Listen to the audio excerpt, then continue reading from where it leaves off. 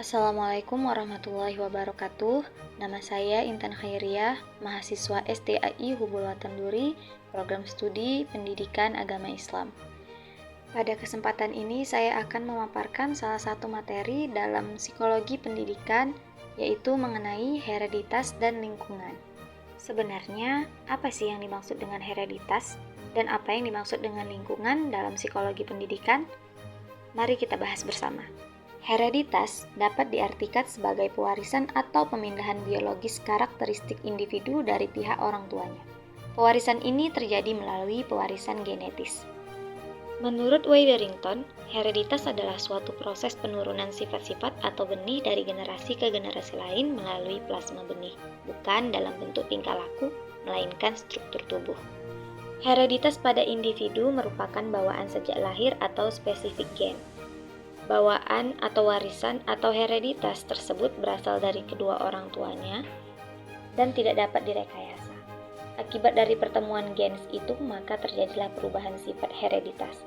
Jadi, dasar hereditas daripada perbedaan individual adalah adanya kombinasi-kombinasi gens yang mengakibatkan adanya perubahan-perubahan sifat gens.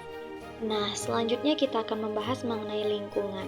Lingkungan adalah sesuatu yang berada di luar diri anak dan mempengaruhi perkembangannya yang bersifat fisiologis, psikologis, sosial, dan kultural.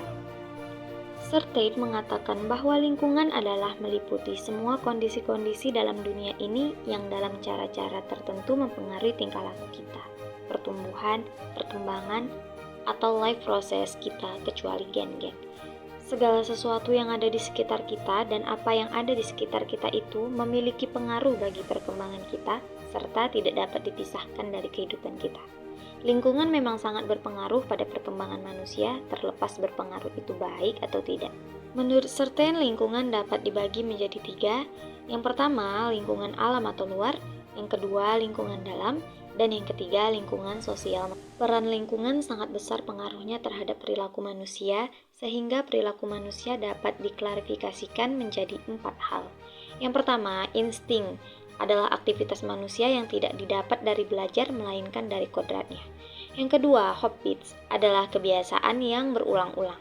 Yang ketiga, ada native behavior adalah tingkah laku manusia dari hereditas atau bawaan. Dan yang keempat, ada acquired behavior adalah tingkah laku yang didapat dari belajar.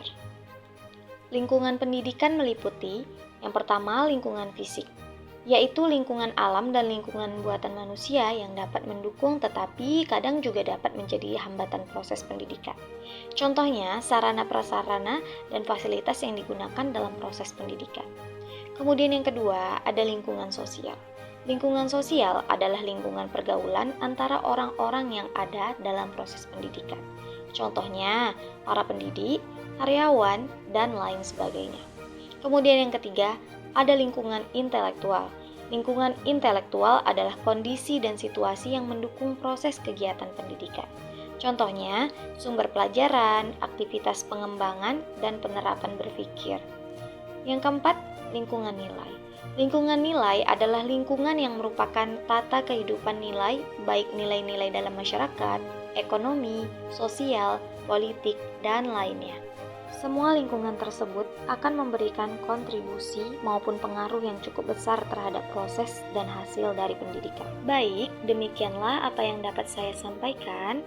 Semoga bisa bermanfaat untuk diri saya sendiri maupun teman-teman semua. Wabillahi taufik wal hidayah. Assalamualaikum warahmatullahi wabarakatuh.